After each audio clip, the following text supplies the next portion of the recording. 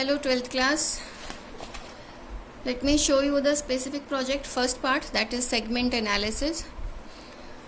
Segment analysis के लिए आपको जो सबसे पहली चीज़ चाहिए वो चाहिए ये, जैसे यहाँ पर है डाबर इंडिया लिमिटेड की प्रोडक्ट वाइज सेगमेंट रिपोर्ट। आप यहाँ देख सकते हो, यहाँ दिया है सेगमेंट रिवेन्यू किन किन सेगमेंट से कंपनी को रिवेन्यू अर्न हुआ। It's consumer care business, food business, retail business, other segments, revenue from operations. आप जो भी रिपोर्ट लो, जिस भी कंपनी की लो, आप ये ध्यान रखना यहाँ ये फिगर्स जो है ना आपकी, ये नेगेटिव में नहीं होनी चाहिए। अगर आपकी फिगर्स नेगेटिव में होंगी तो आप पाई चार्ट नहीं बना पाओगे। नेगेटिव का हम पाई चार्ट नहीं बना सकते, हम ग्राफ ज़रूर बना सकते हैं, पर हमें ग्राफ नहीं, हमें पाई चार्ट बनाना है। सेगमेंट रेवेन्यू का, सेगमेंट रिजल्ट्स का, सेगमेंट कैपिटल एम्प्लॉयड का। अगर किसी सेगमेंट रिपोर्ट में कैपिटल एम्प्लॉयड नहीं दिया लेकिन सेगमेंट असेट्स, सेगमेंट लाइबिलिटीज़ दे रखा है, तो आप सेगमेंट असेट्स में से सेगमेंट लाइबिलिटीज़ माइनस करके सेगमेंट कैपिटल एम्प्लॉयड की कैलकुलेशन कर सकते हो। जैसे ये जो रिपोर्ट है इसमें भी सेगमेंट असेट्स दे रखी हैं, सेगमेंट लाइबिलिटीज़ दे रखी हैं, तो सेगमेंट कैपिटल एम्प्लॉयड कैसे निकाला है? Segment assets minus segment liabilities. First page जो आपको यहाँ करना है, आपको बताना है what you have to do in this report. अब ये इस बच्चे ने काफ़ी बड़ा बड़ा करके लिखा है, आपकी प्रेजेंटेशन मैटर करती है। एज इट इज़ कॉपी मत कर देना कोई भी। मैं कभी भी किसी भी बच्चे को कोई प्रोजेक्ट घर के लिए नहीं देती, या एक दिन के लिए नहीं देती, या हाथ में कह लो सिर्फ दिखाने के लिए दिया जाता है 10 से 15 मिनट के लिए। आपके पास ये वीडियो है, मुझे पता है कि आप बार बार रिपीट कर करके देखोगे। एज इट इज़ कॉपी मत कर देना बेटा। एज इट इज़ कॉपी अगर मुझे किसी बच्चे का दिख गया, मैं आपसे दोबारा वो पेजेस बनवा दूंगी। याद रखना इस चीज़ को। आपकी प्रेजेंटेशन सबकी अलग होनी चाहिए। पता चला कुछ महान तो ऐसे होंगे कि जो कलर चूज़ कर रखा है इस प्रोजेक्ट में, सेम कलर ही चूज़ कर दिया और सेम फॉर्मेट में ही लिख दिया। ऐसे मत करना। आपकी राइटिंग तो अलग है ही है, आपके प्रेजेंटेशन में भी थोड़ा डिफरेंस होना चाहिए। एक ग्रुप होने का मतलब ये नहीं कि एज इट इज़ कॉपी कर दिया सब ने। और आपने जितने भी ग्रुप्स मुझे बना के दिए हैं बेटा, उन ग्रुप्स का एक ग्रुप लीडर मैं चूज़ करूँगी और उस ग्रुप लीडर का प्रोजेक्ट मुझे थोरोली चेक करना है। और अज्यूम करके मैं ये चलूँगी कि ग्रुप लीडर ने अपने ग्रुप मेंबर्स की कैलकुलेशंस चेक की होंगी, तो ग्रुप लीडर की जिम्मेदारी होगी कि वो बाकी ग्रुप मेंबर्स की कैलकुलेशंस का ध्यान रखें। मैं सिर्फ ग्रुप लीडर का प्रोजेक्ट थोरोली चेक करूँगी, because it is not possible for me कि मैं 63 बच्चों का प्रोजेक्ट, एक बच्चे का प्रोजेक्ट कैलकुलेशन चेक करूँ। तो ये भी ध्यान रखना, प्रेजेंटेशन डिफरेंट होनी चाहिए आपकी। सजावट की ज़रूरत नहीं है, स्टिकर्स का यूज़ करने की ज़रूरत नहीं है, बहुत कलरफुल बनाने की ज़रूरत नहीं है। अकाउंट्स में आपका कंटेंट मैटर करता है। फर्स्ट पेज में हमने बस ये बताया है, with the segment wise report we are required to analyse segment performance of the company. हमें सेगमेंट रेवेन्यू की परफॉर्मेंस, रिजल्ट की परफॉर्मेंस, कैपिटल एम्प्लॉयड की परफॉर्मेंस चेक करनी है। और ये चेक करने के लिए हमने क्या किया है, हमने कॉमन साइज स्टेटमेंट बनाया है।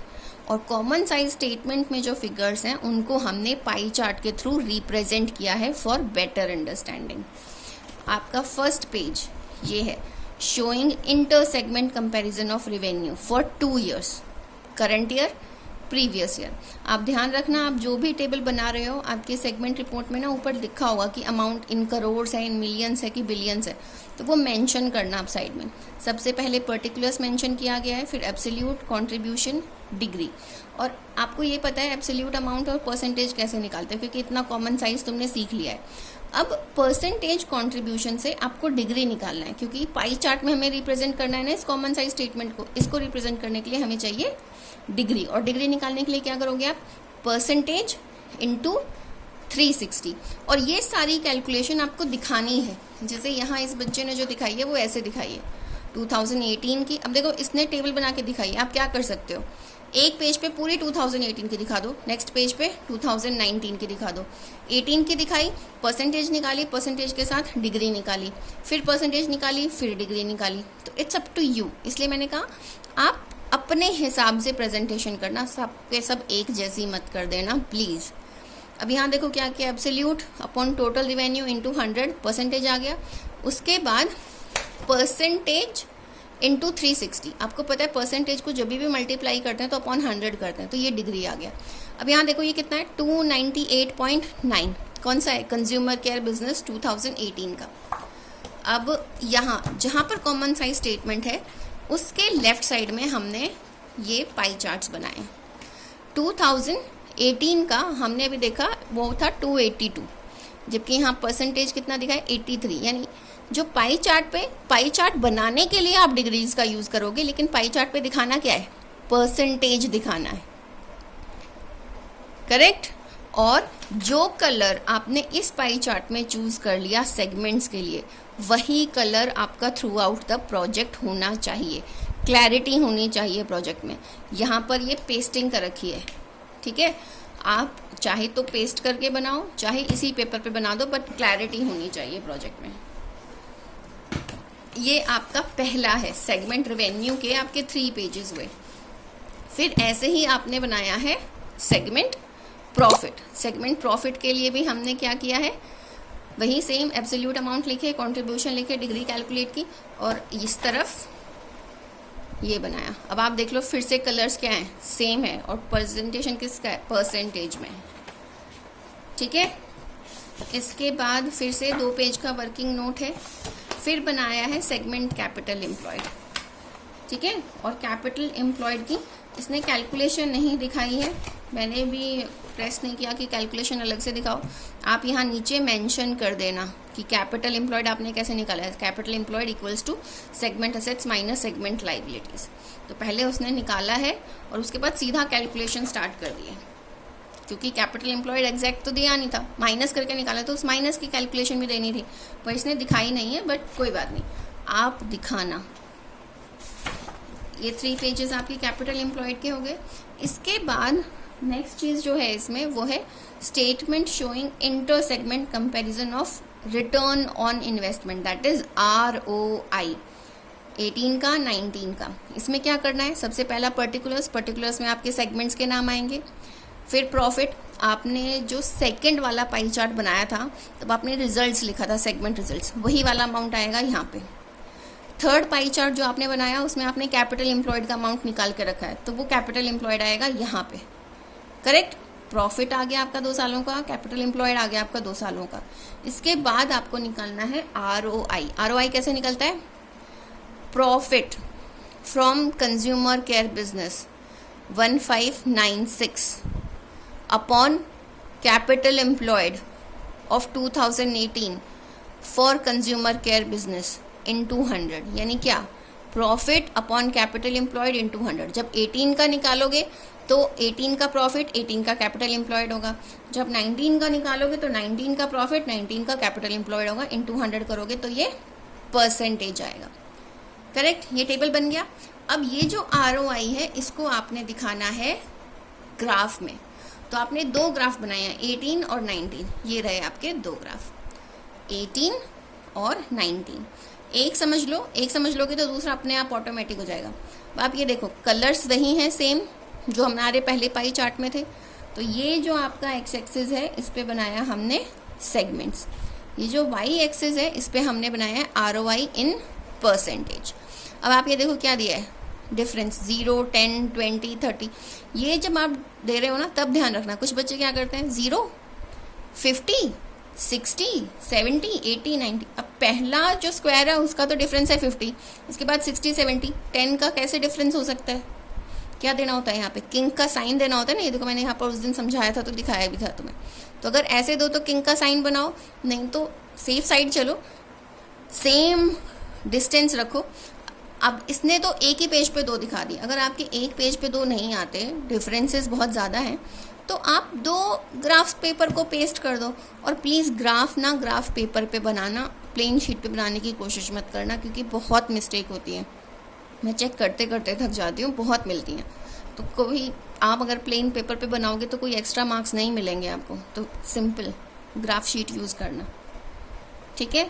और जहाँ पर भी ग्राफ शीट यूज़ करो आउटलाइन कर देना इसकी। कभी भी कोई भी पेस्टिंग की जाती है ना पेपर के ऊपर तो उसकी आउटलाइन करनी चाहिए, ठीक है।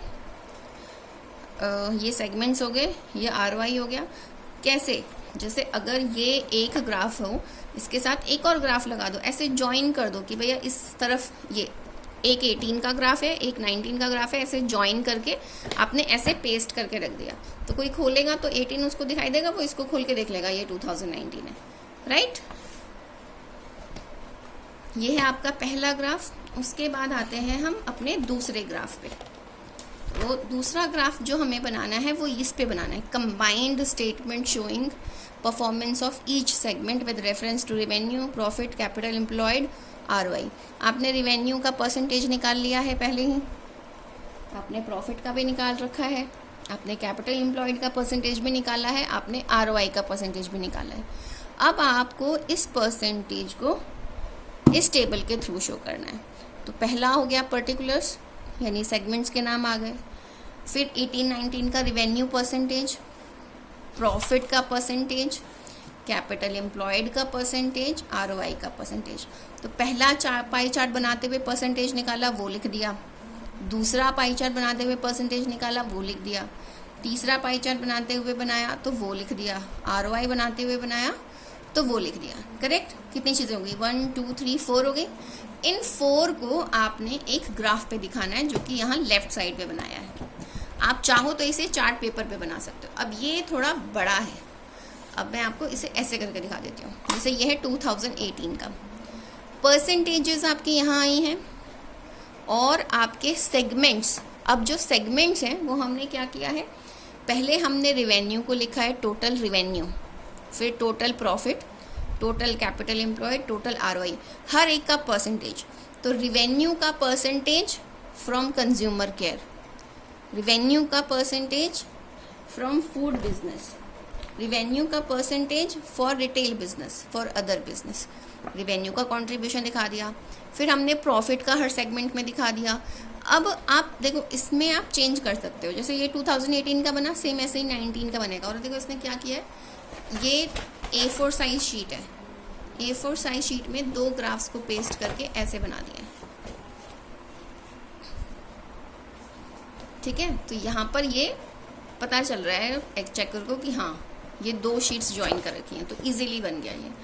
अब आप इसमें क्या चेंज कर सकते हो, आप चेंज ये कर सकते हो कि बजाय यहाँ पे रिवेन्यू, प्रॉफिट, कैपिटल एम्प्लॉयड दिखाने के, आप क्या दिखाओ, आप दिखाओ सेगमेंट्स। सेगमेंट्स जैसे कि पहला सेगमेंट है मेरा कंज्यूमर केयर, तो यहाँ पर लिखो कंज्यूमर केयर बिजनेस, CCB लिख दिया आपने, राइट। फिर रिवेन्यू, अब यहाँ पर अलग अलग कलर चूज़ करो। रिवेन्यू के लिए जैसे रेड ले लिया आपने, वो कलर जो आपने पहले चूज़ नहीं कर रखा, तो एक रेड ले लिया, एक ऑरेंज ले लिया, एक येलो ले लिया, एक पिंक ले लिया। करेक्ट? और जहाँ ये आप बॉक्स में इन कलर्स को दिखा रहे हो, अब आप दिखाओ red is for revenue, yellow is for food business, orange is for retail business, and the fourth one, जो भी कलर लो, तो उन कलर्स के नाम लिख दो। अब आप बजाय सेगमेंट्स के कलर चूज़ करने के लिए आप क्या कर रहे हो, आप रिवेन्यू, कैपिटल एम्प्लॉयड, प्रॉफिट और ROI का कलर चूज़ कर रहे हो।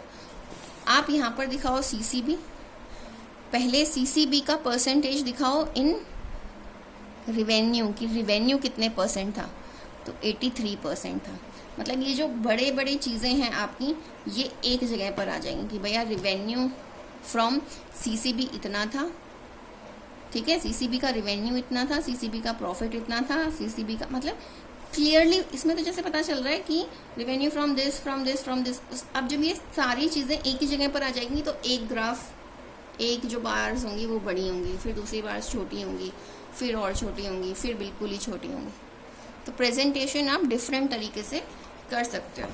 तो कोई ग्रुप थोड़ा अलग भी कर लेना।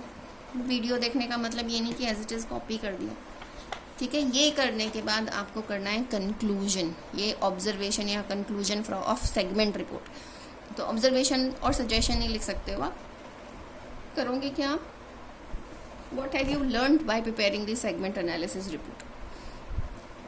अपने वर्ड्स में मेंशन करना, कौन सा सबसे ज़्यादा है, किसका कंट्रीब्यूशन ज़्यादा है, किसका कम है। कोई सेगमेंट ऐसा तो नहीं है जिसमें कैपिटल एम्प्लॉयड कम है लेकिन रिवेन्यू बहुत ज़्यादा हो रहा है। कोई सेगमेंट ऐसा है जिसमें ग्रोथ के प्रॉस्पेक्ट्स हैं। अगर आप कुछ सजेस्ट करना चाहो कंपनी की ग्रोथ के बारे में कि वो फूड बिजनेस, रिटेल बिजनेस, किसी में भी इन्वेस्टमेंट करके कर सकती है, तो वो बताओ। और एट लास्ट एक वर्ड लिखो, whether the company's performance satisfactory or not, ठीक है, कौन सा बेस्ट परफॉर्मिंग सेगमेंट है, कौन सा वर्स्ट परफॉर्मिंग सेगमेंट है, what are your suggestions to enhance the performance of enterprise. अब जब हम ये कर रहे हैं तो चलो रेशियोज भी कर लेते हैं, कर लें? हाँ, चलो डरो नहीं, आज सिर्फ इतना ही।